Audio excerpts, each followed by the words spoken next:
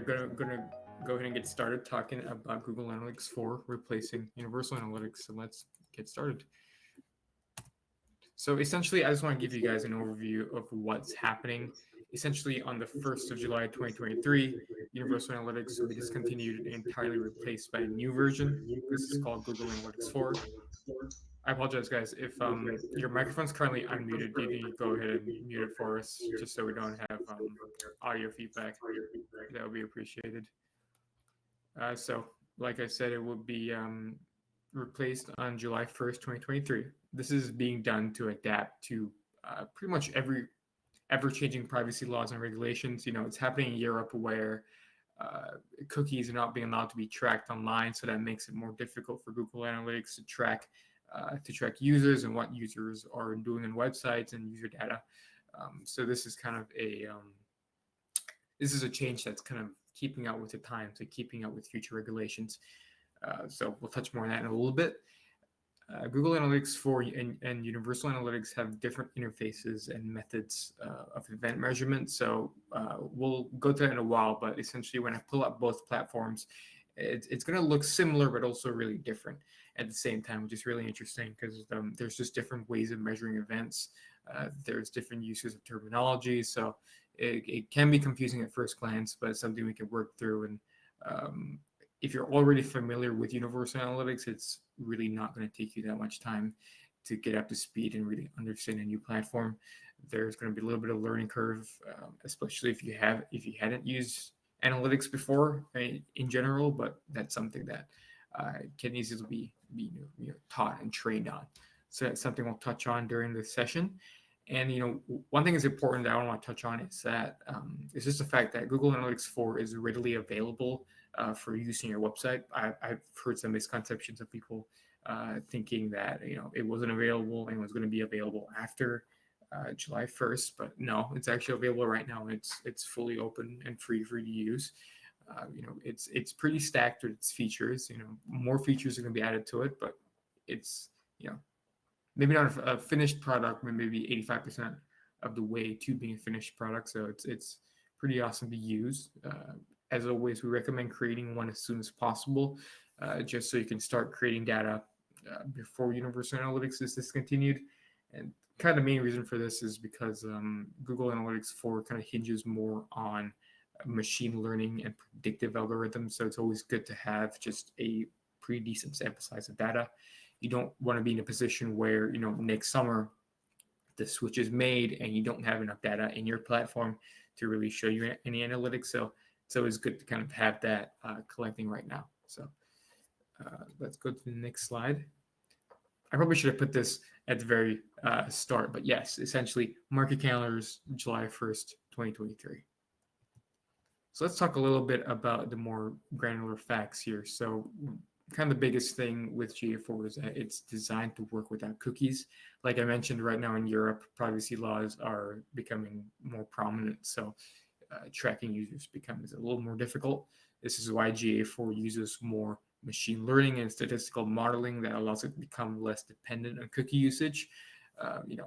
Eventually, when more privacy laws or more data privacy laws come here to the United States, GA4 is pretty well equipped to deal with that. So, all your data won't be gone and you'll have more than enough marketing data to work with. Also, I'll kind of switch between saying Google Analytics 4 and GA4. Sometimes Google Analytics 4 is a bit of a mouthful, so I'll probably say GA4 if we're all on the same page in that. So let's talk a little bit more about the differences in measurement methods. Essentially, GA4 had to switch the way it measures user data to comply with privacy laws. So there's going to be differences in the way things are measured. This results in some slightly different looking reports and slight variations in your data. So if you open two seemingly similar reports in GA4 and Universal Analytics, you're going to have slight differences in data just because it's measured in different ways. And that isn't a bad thing or anything. Usually, from what I've seen, that the disparity isn't too great or it isn't jarring at all. So that's just part and parcel of the new platform and new method in general. In short, the shortest way to summarize it is that GA4 is now centered around users and events instead of sessions. So it looks at what the user is doing on your website. It looks at what the user, where the user is going, what they want to do on their websites, rather than just sessions. So it's a little more privacy friendly, essentially. And one other important thing that threw me off guard personally was the differences in terminology. Certain metrics that you may have known on Universal Analytics sort of have a brand new name now.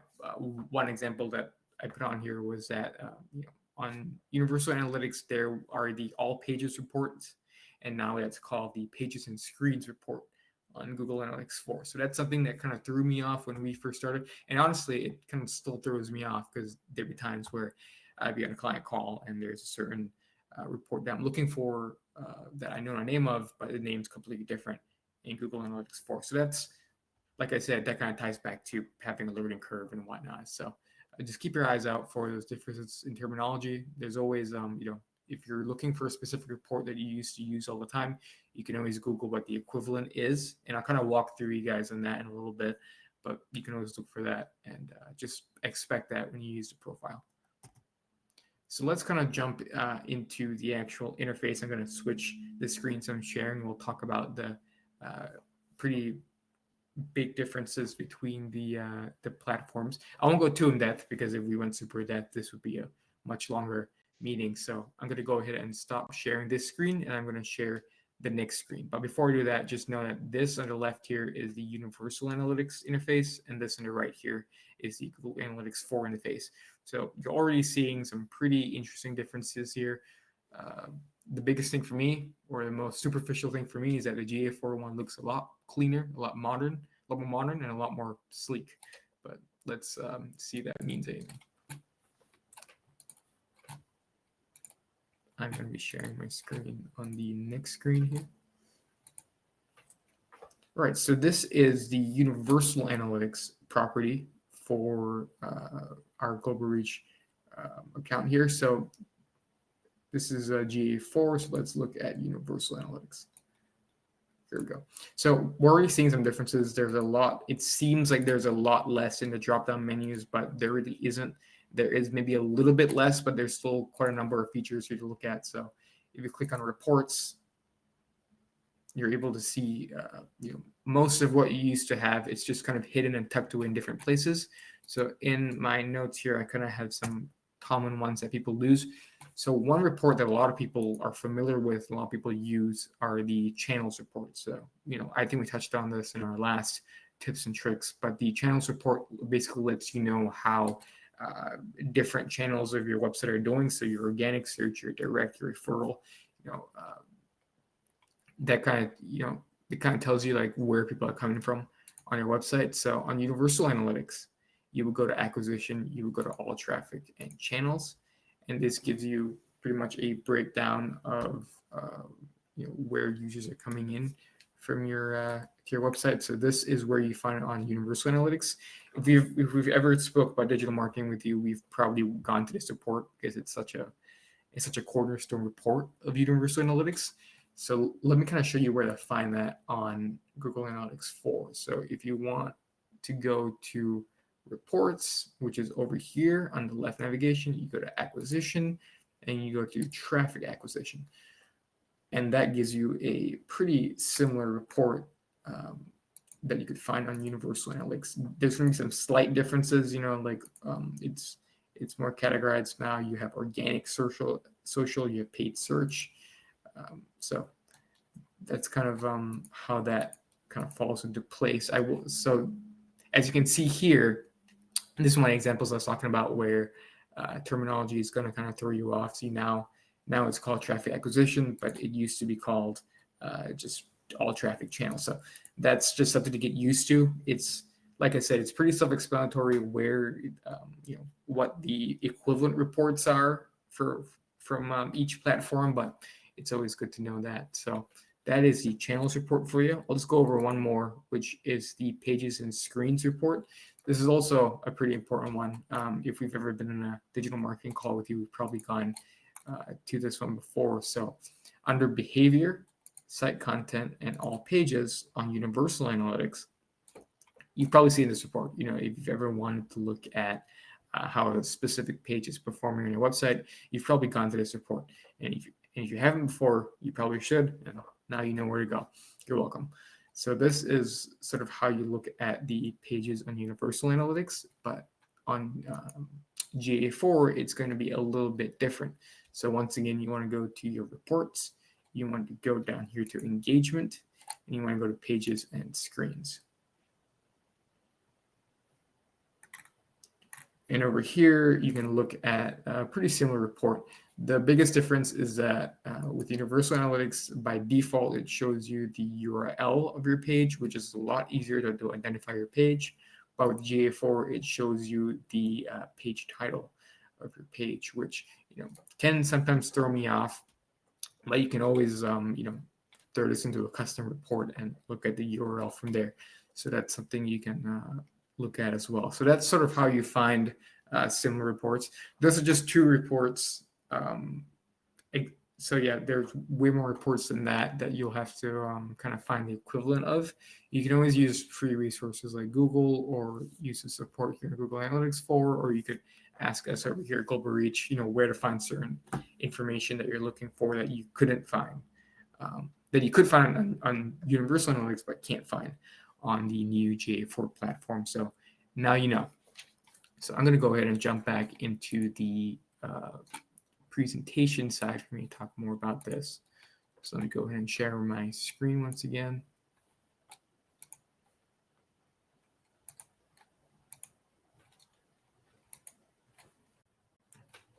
All right.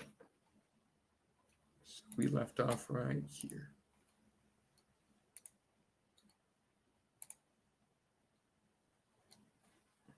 All right, so we've kind of gone over the slight differences in interfaces. We just covered how to find the key features like the channels report and the pages and screens report.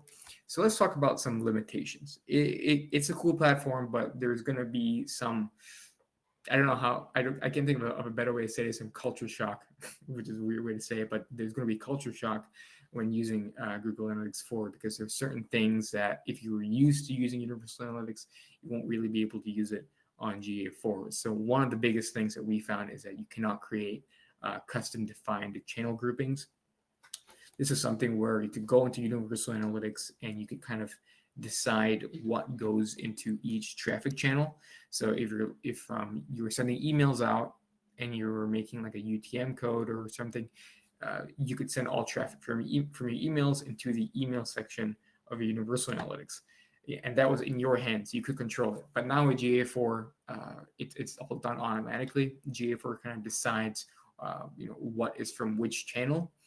So that, most of the time from when I see it, it's pretty accurate because, Google's really smart at certain things like that. But there are times where certain things can fall through the cracks, and you may look at your all channels report and notice that you have a lot of traffic coming from unassigned regions, and you can't really do anything about it because of the feature being gone. I hope this is something that gets reintegrated into GA4, but it's been a couple months now. So I'm not, it doesn't look super promising, but we're going to see how that goes. For the second point here, you cannot create recurring email reports for your custom reports. It used to be a really awesome feature in Universal Analytics where you could set up, to send a report once a month or once every quarter, and kind of just send that automated to your email so you could look at your dashboard and look at how you're doing. Unfortunately, you can't do that anymore. You can create custom reports. That is still there, and that is a great feature, but you cannot send reports automatically. If you ever want to get a report, you'll need to export it manually and email it out and enter the data from there, which is a shame, but that's just how it is. Once again, it's a sort of unfinished platform, so hopefully that's something that comes with time. But for now, we sort of have to make do with just manually looking at reports. So if you were someone who was kind of relying on custom generated reports, you still have that feature until the summer of next year, but that'll be going away soon. So it will be beneficial probably to kind of look at data by yourself and look at data on a native platform and see if you can understand it from there. And the last point here I have is that you cannot define conversion goals with built-in parameters anymore. And that sort of sounds like nothing if I'm using too much technical language, but essentially on universal analytics, you were able to define exactly which page was a conversion goal, and it was really easy to set up, and you're able to look at where your goals are coming from and where and how you're falling short on them. That feature has become a lot more complicated with Google Analytics 4. There are a few exceptions that you can do built in, but a lot of the times now you'll need to, if you have a confirmation page on your website and you want to set it in Google Analytics where whenever someone submits a submission form, that is a conversion. So if someone goes on your website and fills out the contact us form, you want Google to see that that's a conversion. The process of doing that now is a little more complicated on GA4 because you will likely need to use an external platform called Google Tag Manager, and you'll need to send data into Google Analytics 4 to recognize it as a conversion. So that's going to be a little more complicated, but that was that learning curve is sort of semi-steep because once you learn how to configure it, it's actually pretty simple to keep going from there. So that's one thing to look out for. There are a couple limitations. This is a really awesome platform, but there are things that are lacking, and there are things that I really want to see. So this is kind of a wish list for me, and honestly, my wish list for GA4 was a lot larger than this, but I wanted to keep it concise as possible. So let's look at the next point here. So that is metrics. So you sort of have all the metrics that you used to know and love on universal analytics. So one thing for you is that if you if you have a website, if you run a website, you probably want to look at users, how many users have gone to a specific page, the time they spent on that page. All that information is still there on Google Analytics 4. Like I said, it's going to be packaged a little differently. It's going to have a little bit of a different terminology, but there are some new metrics that you can look out for that may be beneficial for your knowledge. So one metric is called engaged sessions. And this is basically, some people have called this the new bounce rate. You guys are probably familiar with what a bounce rate is. But essentially with GA4's new tracking algorithm, bounce rates aren't as accurate as they used to be. So people are kind of using engaged sessions as a new way to look at, how people are interacting with their websites. And engaged sessions is basically the amount of sessions that lasted either more than 10 seconds, had a conversion event like filling out a form, or they had two or more screen views on your website, like they went to two different pages. So that is considered an engaged session. So essentially, it's going to tell you, how many times someone went to your website and did something meaningful on your website. So that kind of gives you an idea of, okay, if you have 1,000 people go to your website and you had 1,000 sessions, and you only had 100 engaged sessions, that kind of makes you think, okay, I should probably be doing something here to keep the engagement in that satisfactory area. There's also another metric called average engagement time per session. This tells you the amount of time that a user actually spends engaging with your website, like clicking or scrolling. This helps you filter out the amount of people who go on your website and not interact with it. That's kind of hit or miss, because if your website is mostly informational, people aren't going to be obviously interacting with it a bunch. But if you are an e-commerce site in particular, this is probably a decent metric for you to look at, because you want to look at how people are interacting with your website. And lastly, the engagement rate is kind of ties back to the engaged sessions. This tells you, how many engaged sessions you've had in totality of all your sessions. So, like I said, this kind of looks at if you had 1,000 sessions and you only had 100 engaged sessions, that's a pretty low engagement rate. So that kind of tells you that and gives you an idea of what the engagement looks like on your website. So these are some new metrics that you can look out for. Right. So I just want to talk briefly about the new capabilities. Like, yes, there are some pretty daunting limitations with Google Analytics 4, but there are some awesome new capabilities that I love using. And I can kind of go through this. So there is a brand new custom reports feature. This is a feature that allows you to look into anything you want on your website. And there are just so many types of reports that you can use. You can make just generic table reports, but you can also make scatter plots. You can make pie charts. It can be like, well, not pie charts. They call it donut charts, which is basically a pie chart with a hole in the middle. So it's basically the same thing. But you can make just different types of charts and different types of reports. So if you're working with, if you're working with people who interpret data in a specific way, if you have people who are more um, visually engaged or people who are more numerically engaged, you can kind of tweak your reports in certain ways. This was a feature that wasn't really in the old version, Universal Analytics. It was. You could make different types of reports, but it just wasn't as visually appealing as it is now on GA4. So if reporting is something you do and you're interested in, the custom reports feature on Google Analytics 4 is something for you to look at. So I can kind of walk you through, well, not walk you through, but I can kind of show off what the custom reports feature does in a little bit. But there's also a section called the tech overview section of Google Analytics, which kind of tells you how people are using your website or where people are using your website from or what they're using it with. This is a pretty cool feature because one thing that GA4 allows is looking at cross-device data. So if you have an app or you have a website that you're nervous about being mobile friendly or mobile compliant, this is a great place for you to look at the differences between your desktop traffic and your mobile traffic. And beyond that, you can also look at traffic from iOS. You can look at traffic from Android. Google does a fantastic job of identifying what platforms people are coming to your website from. So you can, if you're a certain e-commerce client with an app for your website, you can look at, are people actually getting my app, or are people going on like the Chrome app on their phone and going to my website? Because you can kind of break down traffic by people going to the web and people going to the app interface. So that's a really cool feature, and I can show you how to access that here real quick. So let me stop sharing my screen and let me go to GA4.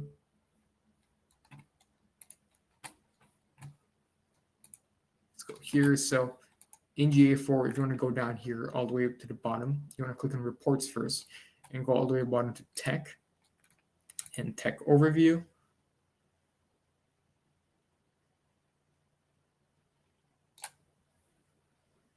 You sort of have a pretty good idea of where people are coming to your website from. So from what we can see here, a lot of people are coming from the web, and we can see a lot of people are coming from mobile too, and a couple of people are coming from tablets. 74 people. That's pretty good. So we currently don't have a dedicated global reach app. So obviously a lot of people are coming through from the web. But if you had a website and a dedicated app, you'll be able to look at the breakdown here. If you had an app, you would have mobile web or mobile app to kind of break down data. So you also have browsers. If that's something you'd be interested in looking at, you have to break down a device category. This is what I was talking about a donut chart as a big hole in the middle. And it's basically a pie chart. So now you know. You can also look at screen resolutions. So that's something you can look at too. So there's all these fascinating information points about your audiences and about your users and about your customers that are at your fingertips with GA4. So that's something that you can look at and kind of break down from there. This information is useful to maybe a handful of clients, or a handful of companies out there. But if you're ever interested, and if this is of any marketing value to you, this is something that I recommend using. So let me pivot over to my presentation here. So that's a tech overview. There's also something called Predictive Metrics, which is a really cool feature. And this is because GA4 now utilizes machine learning for certain data collection aspects. So it kind of looks at the average sample size or the average cycle of the user journey on your website. So like I said, if you were an e-commerce client, it kind of lets you predict what your revenue could be. It lets you predict how many purchases you get in a certain day, and it helps you forecast certain things like that. If you have dedicated teams of people to do that, I don't know how accurate Google's predictions are going to be, but it's still a really interesting thing to look at, because with GA4, there's going to be a lot of capabilities with e-commerce clients, a lot of capabilities with just predicting what your conversion levels could be. So this is something that I recommend using. It's pretty easy to set up with the predictive metrics. It's going to be in your homepage.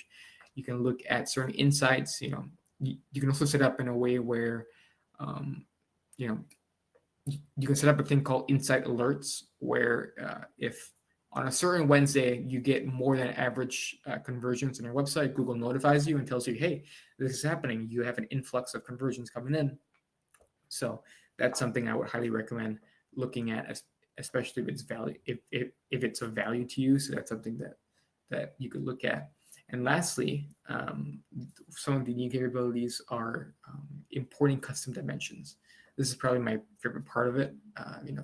This feature lets you kind of track user behavior on your website, specific user behavior. So if there's a certain button on your homepage that you're wondering about its performance, you can always take a look at who's clicking the button. So there's a pretty cool platform that we use called Google Tag Manager, and it lets you track button clicks on a specific part of your website, or it lets you track scrolls, it lets you track video plays, it lets you track everything essentially. So if you're ever curious about a certain button on your website, you can always use GA4, or you can let us know, and we can always give you that information from there. So, if there's a YouTube video on your website that's just sitting there, and you're wondering, hey, are people actually watching this video?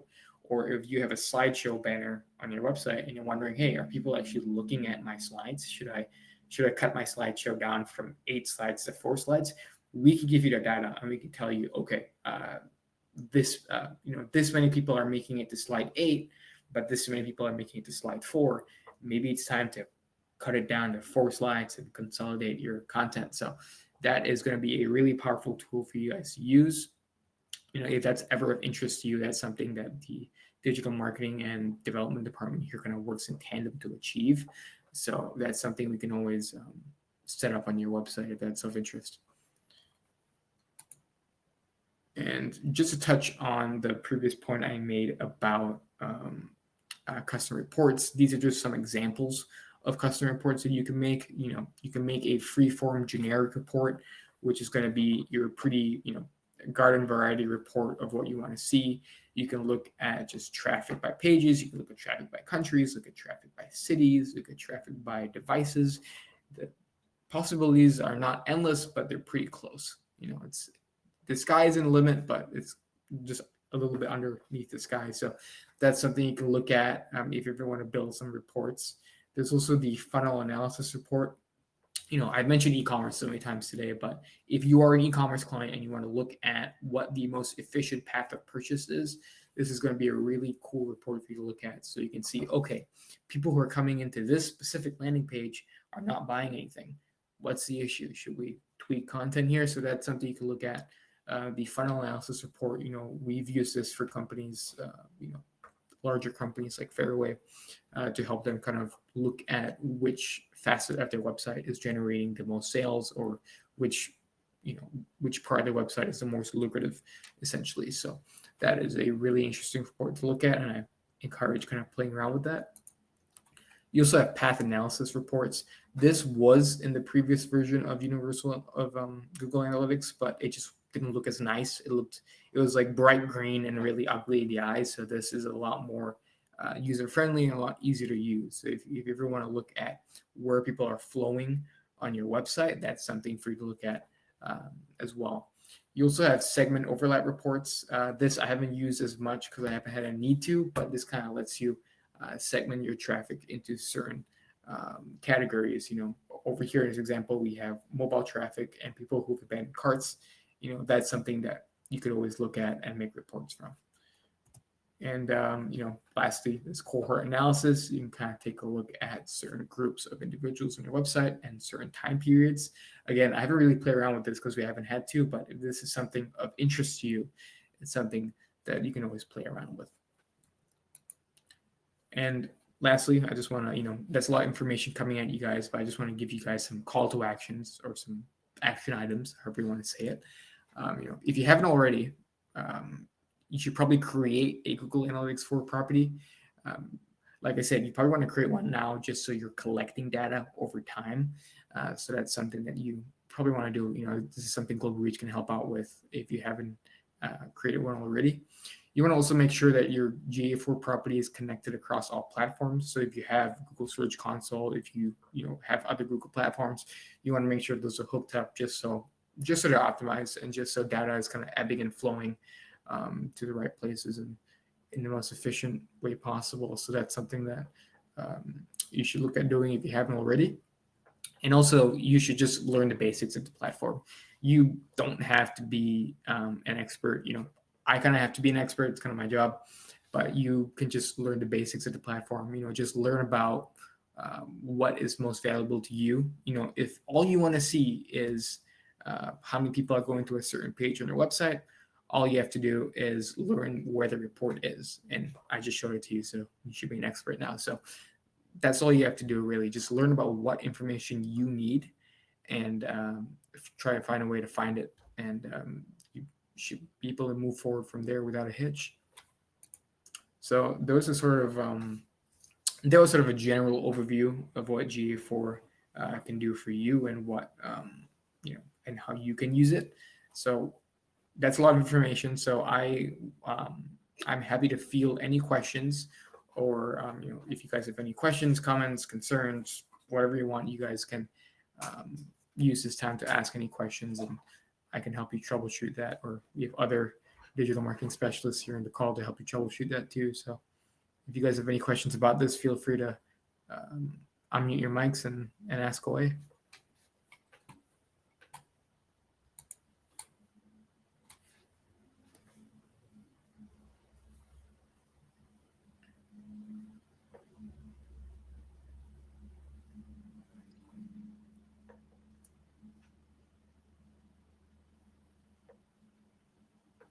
All right. Well, if nobody has any questions, I will go ahead and stop the recording.